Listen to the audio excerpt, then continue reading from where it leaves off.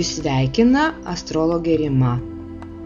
Venera keliaus Šaulio zodiako ženklu nuo spalio 8 dienos iki lapkričio 5 dienos.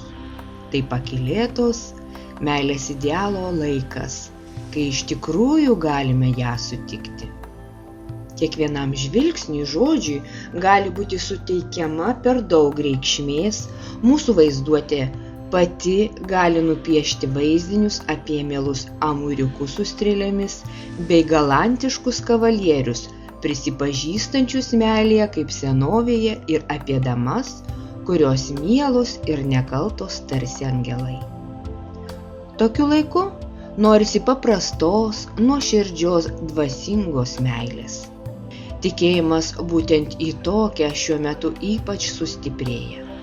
Žmogus tiki, kad gali ją rasti, tik reikia ieškoti, ir jis išsiruošia į kelionę. Ir kaip nekeista, toli nuo savo gimtų vietų iš tikrųjų ją galime sutikti. Romanas prasidėjęs šiuo metu gali būti audringas, o planai apie ateitį patys optimistiškiausi.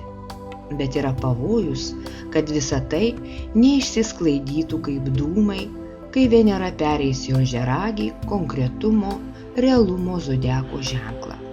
Tad būkim budrus ir nepameskime galvos. Sutikti savo meilę ar užmegzti dalykinius ryšius galima konferencijoje, simpoziume, ypač jei tai tarptautinis renginys.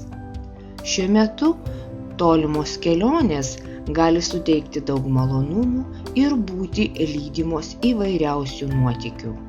Tai labai geras laikas vedyboms ar povestuviniai kelioniai. Tad tegu mus lydi angelai.